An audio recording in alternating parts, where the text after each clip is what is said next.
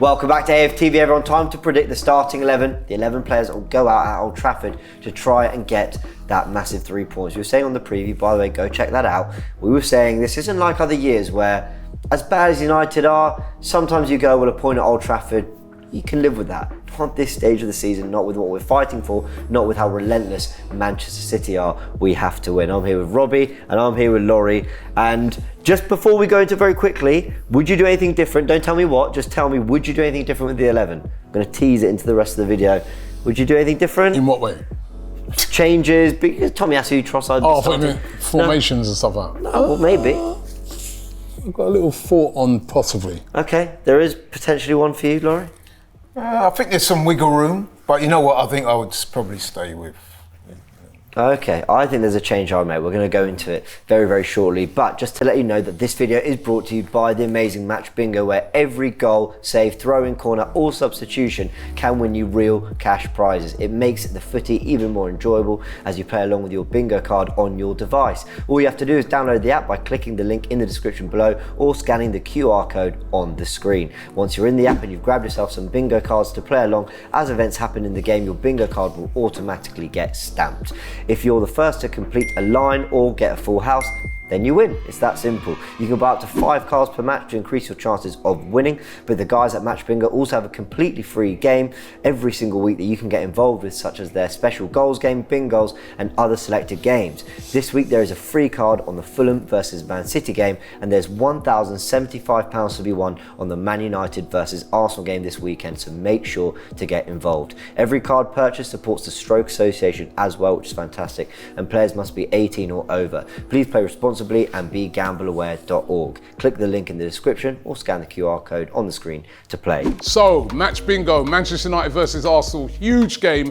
This is my Match Bingo card. On the United side, these are some of the events I need to get. I mean, a third substitution made. I can see that happening, by the way, right? Hopefully we're pumping them and I can see that happening. Direct hit on the woodwork on the Arsenal side. Some of the things I need to happen on this in the events. Second substitution made. Hopefully, we're bringing on players to secure the game. We're about 5-0 ahead, hopefully, right? Corner awarded.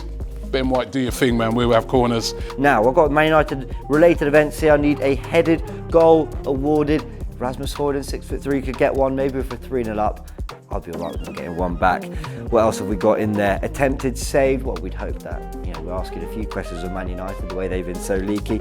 We need a goal kick to be taken. David Raya, his distribution, of course, he is going to be taking some good goal kicks, I imagine, and an attempt off target. Listen, the way we miss chances, that is likely to happen. That's just my first top row. If I get 5 in a row, I'm the first to do it. I will win the prize. And remember, to win the Match Bingo prize pot, you've got to be first to get a line horizontally with some of those events. And that is how it's played. Very easy to play Match Bingo.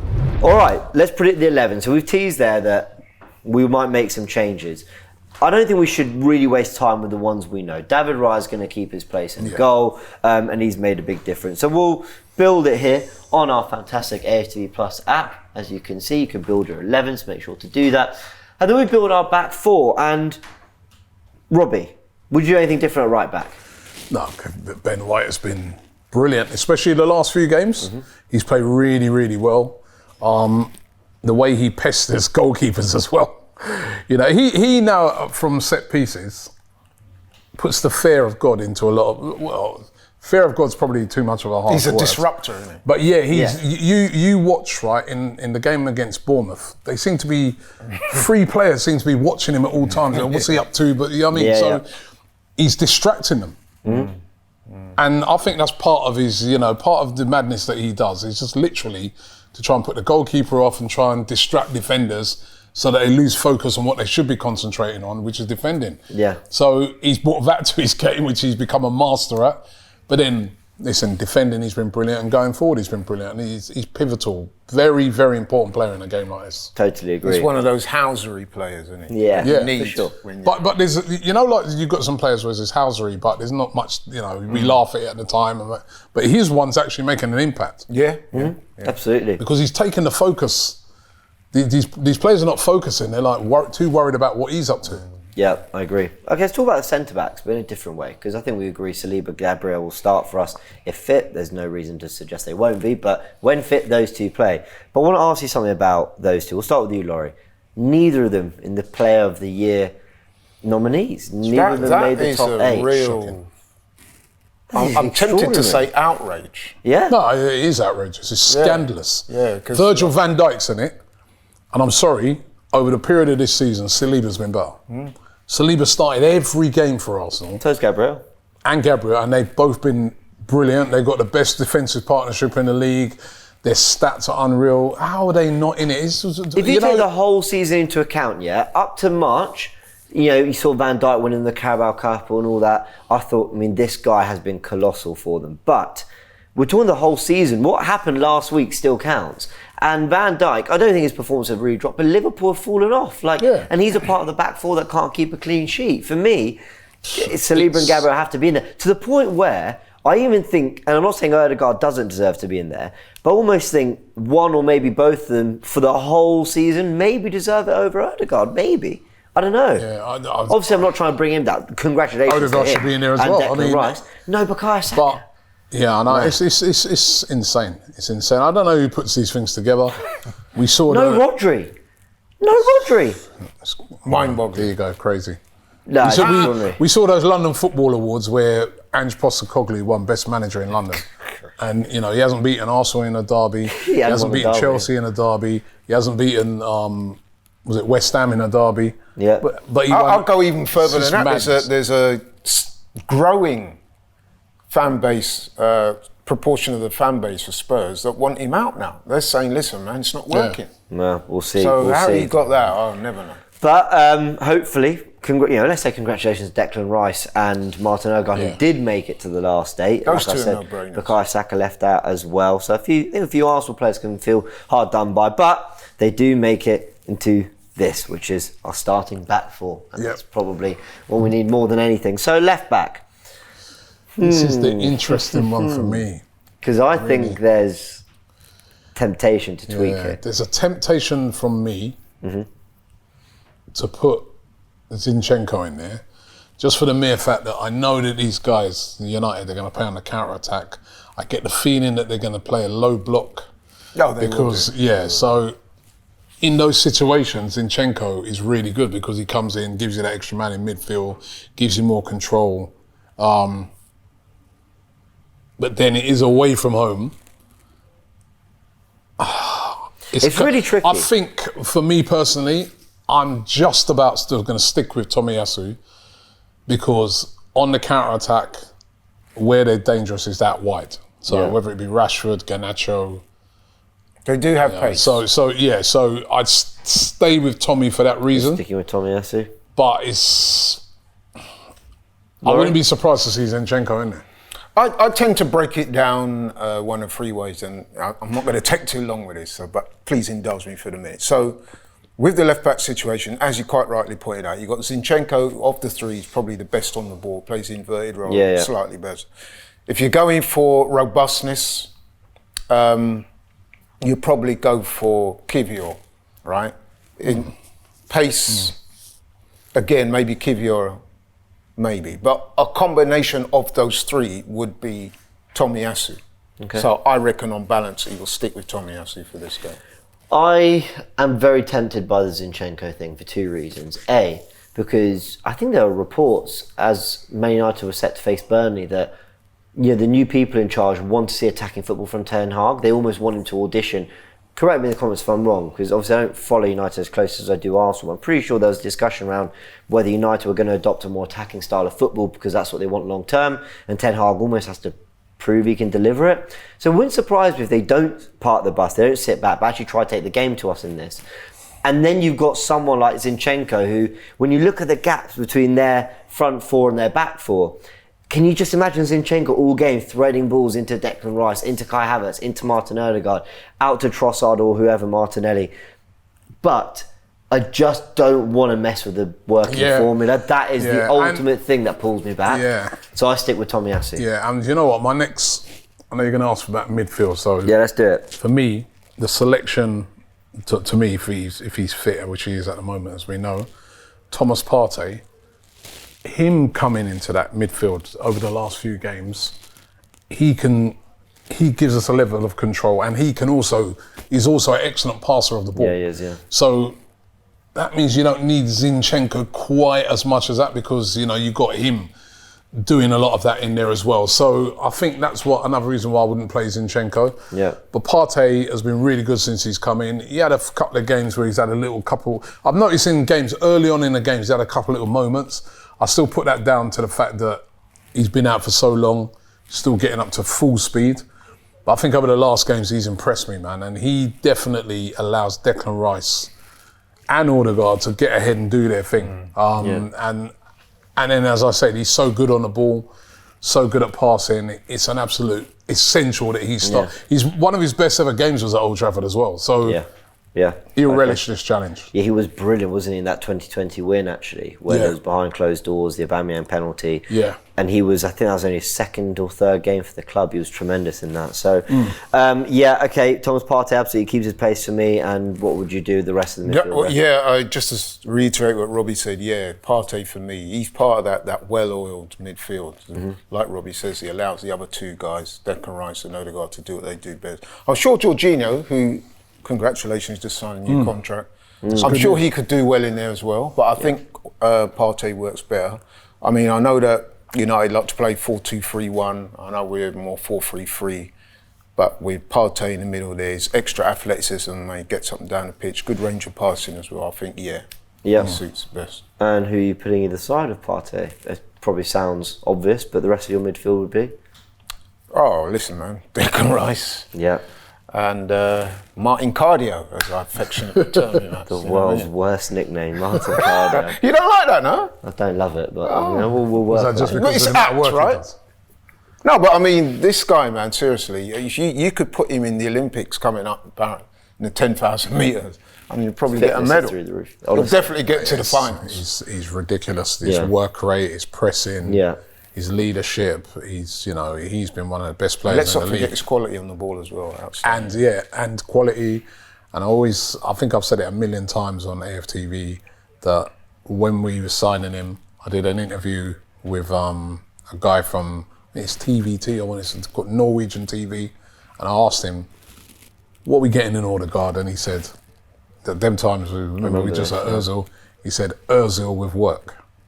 And that's exactly what we've got. We've got a guy with the quality of Mesut Ozil, right?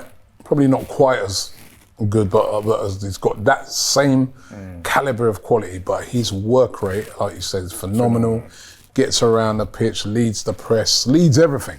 Yeah, he does. And he's been 35 million. What's he worth now? Still. He's a £100 million player. 100 million, easy.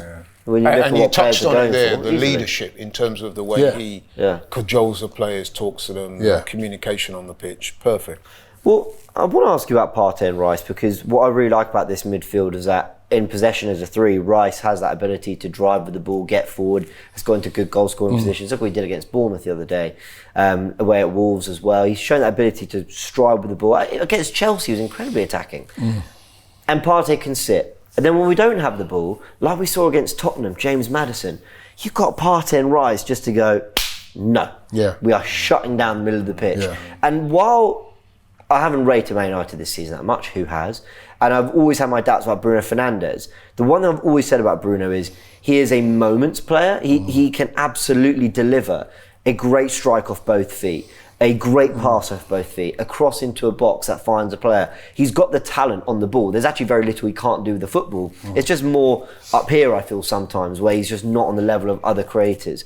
Now, you want Partey and Rice to be able to just stop him, because you don't want to tempt fate. You don't want to let him get into his groove and maybe do something he's feeling it, because he's done that to us before. And those two give you that platform. And it shouldn't be understated as well. Declan Rice as well. His tank is unbelievable. Incredible. You know what I mean? So Yeah. that midfield that Arsenal have assembled this season, especially now that Partey is back, has been phenomenal. We barely had it. We barely had it. Yeah, he's so annoying. And he just allows Declan Rice to roam around. Declan Rice can get forward. A bit like what Xhaka did last year when Xhaka got forward a lot. But then Declan Rice's athleticism gets him back to cut things out, sniff out danger. And I think right now that is the best midfield in the Premier League. Yeah. Those three. I can't think of a better three in midfield. I can't. In the Premier League? I'd have said De Bruyne, Rodri, Bernardo Silva, but he doesn't play Bernardo Silva. Yeah. He plays him out on the right with Foden on the left. Yeah. So they go with Kovacic, and I'm not trading. Kovacic is a very good player, but for me, he's not Rice. You wouldn't swap him though, would you? No, absolutely not. So ultimately, for starting midfields out there, I completely agree with that. Really interesting what they're going to do with Partey next year. Yeah, fascinating. Can he prove his fitness? I reckon they'll give him another year to. I think they keep him. I think he's worth it because we've seen. I mean, like I said, and this is no slight on Jorginho, who, when he's come in, he's done an admirable job. But I do think there's levels. You've seen when Partey's in there and he's fit and he's performing. Like Robbie said, it took him a little while to get up to speed because I think he's that type of athlete. He needs the games. But once he's in and he's settled... I think everything's quicker when he's in there because he just passes the ball quicker. Jorginho, like you said, has been more than admirable. He's been brilliant. Yeah. But that's the best midfield in the Premier League, in my opinion. Yep. All right, let's build the front three then, and I'm going to save everyone time. So we've got the best defence and the best midfield in the league so far then? I feel we do. So we just need that to confirm. And statistically, we got the best keeper this season because he's won the Golden Glove. So that's why we're top at the moment. So forgive me, I've gone and chucked Saka and Havertz straight in because I think the real debate's out on that left-hand side. I will say Jesus was brilliant at Old Trafford last season. That was before the knee surgery. He's had about 5 knee injuries since. And that was a long time ago now. Lissandro Martinez, who they had a really good battle, is actually back in training. Kai Havertz, I mean, look, I'm done doubting the guy. I felt Van de Ven and Romero maybe wasn't the kind of matchup that would suit him. He was brilliant in the derby. He's got better and better. Though Bournemouth, he was utterly terrific. Like everything he did, he got right. His runs off the ball, I keep saying, he makes the run that says to the midfielder, I want to be played through on goal. Not, put it wide so then I can be a creator, not, play the 1-2 with me. He says, no, one pass and I'll be in. That's the run Havertz makes. And I feel like the likes of Ødegaard, Saka are benefiting from that. It's just about that left-hand side. Trossard scored again against Bournemouth, but I didn't think he was that good on the day. I thought he was okay. I think, just to go back on the Havertz thing, I think what we've seen from him is what I call a confidence player, meaning that as the season has progressed, his confidence has got better, the performances have picked up, and now you're seeing him at his peak in terms of the way he's playing at the moment. So, his quality, so much to his game. I feel that he's one of the first players on the team sheet now. Yeah, because again, when you talk about work rate, his work rate is ridiculous. He's unbelievably fit, plays nearly every minute of most games. Hold up play brilliant, scoring goals, unselfish, brings other people in. He has just been brilliant this season. He's become integral now. Yeah, very much so. So he has to start. That left-hand side, I already know who I'd pick. Go for it. It's Trossard. Trossard for me. Trossard is like one of the most in-form players in the league. His finish last week was brilliant. I mean, you watch that finish, right? He just takes it first time, bang. Yeah. Right? Never in doubt once he hit it. I mean, he's just... Martinelli, obviously, I think aesthetically, when you look at Martinelli, his pace and everything, you think to yourself, very direct. He'd be the direct pace, he'd be the guy for a game like this. But the reality of it right now is Arsenal need to score goals in games. Right? Martinelli had a chance last week, he fluffed it. He had his previous one, he fluffed as well. I know it's harsh because he's coming in off the bench, but right now, you need as many goal scorers on that pitch as you can possibly get. And Trossard is one of the best at the moment. He's got 16 goals in the league this season. So he has to start. 16? Trossard? Well, he's got, I don't know if it's in the league, but he's got 16 goals this season. All comps. Right, he has to start. It's not, to me, it's not even in question for me. I don't think he's got 16 Premier League goals. I think he's got 16 Saka's goals. got the most Premier League goals. He's got 16. But yeah, incredible goal. But what I would say about Trossard, actually, I do pretty much co-sign everything he said there. Trossard, he's got to start. The knock on Trossard, and I was one of them that said this, so I can't, be wise after the event, is that when he started games, he hasn't always impressed insofar as he tends to flit in and out of games. Yeah. But his strength is that, number one, is his finishing is the best. I think if you look at the goals per minutes ratio, he's the best in the club for that. And he pops up with important goals. He's always, one thing I like about him is that unlike some of the others in the team, he's very direct, he'll look to have a shot, and he gets rewarded because most times he shoots, it tends to be on target, and he's a great finisher. And like Robbie says, he's in form. We need to win games. To me, it's a no-brainer. He's got to start. With Martinelli, yes, we can utilise his pace coming off the bench. I think he's become in recent games a bit of an impact player. Got to be honest, he's not been on his best form. For whatever reason, I did. He got injured, didn't he? He was out. Yeah. And he's struggled a little bit since he's come back. But Trossard has been brilliant. And I remember saying it at the time when I heard a lot of people saying, oh yeah, but off the bench. I was like, no, off the bench, in the game, don't matter. The guy is clinical, right? And when you in these games now, we have to win. And obviously to win, you've got to score goals. He has to start. He has to start. What I would say though, if the game gets stretched, as it often does, when you get into the latter stages of the game, 65, 70 minutes, you put Martinelli, if you isolate him along the lines, I don't know if he's going to play Casemiro or if it's going to be Aguero, whoever it is, you would back him in a foot race against any of those guys. So listen. The thing is as well, right, is that what's very underestimated about Trossard is his ability on the ball. So obviously he ain't got the pace that we see from Martinelli, but what he's got very quick feet, good trickery. You know what I mean? He's good, man. This guy. With absolute quality, man. We've got him for absolute steal. Yep. And he's clutch. He has been clutch. The thing I love about Trossard, and I said on my fan camp, is I spent so much of that second half against Bournemouth going, get him off, get Martinelli on, get Martinelli on, get Martinelli on, get Martinelli on. And at the end I'm going, fantastic finish, Trossard, well done. We're all trying to Leo, And the thing about Trossard works hard off the ball as well. Oh, he works hard. Oh, absolutely works hard. And he's not got like Martin's blistering pace, but he still does a lot with the pace he does have. He's not slow by any means.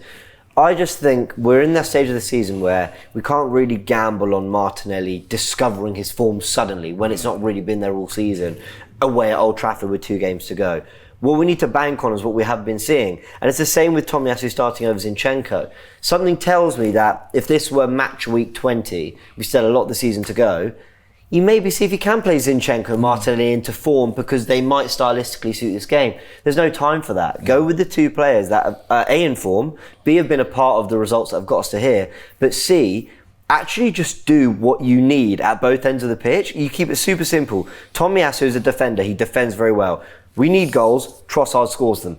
And that's it. And you keep it as simple as that. You can talk about inverting and passing through the lines and pace out wide and trickery. Get your defenders who defend, get your attackers who score goals, keep it efficient, keep it simple, try and win the game. You said it there, it's very simple. You play the team that is the best team at this current moment in time, and that team up there, I would venture to suggest, is the best team at the moment. That's a great point what you make, James, and just keep it simple. Nothing, that team has been winning games, has been brilliant, right, in the last few games.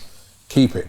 Yeah. No one's can say they're tired because we didn't play our game was last week Saturday at 12:30 early kickoff. All the week before. Nobody's injured as we know at the moment unless we hear any different, right? That team has been brilliant. That team starts. That team, United players will be fearful of that team because it's just a well-oiled machine at the moment.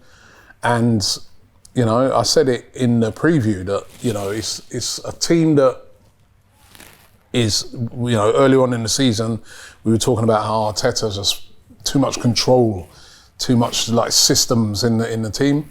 But now we're seeing the fruition that's come to fruition because they've got all that, but now they've added all the flair and everything to it as well. And now it is a well-oiled machine. Look from set pieces, deadly, counter-attack, deadly.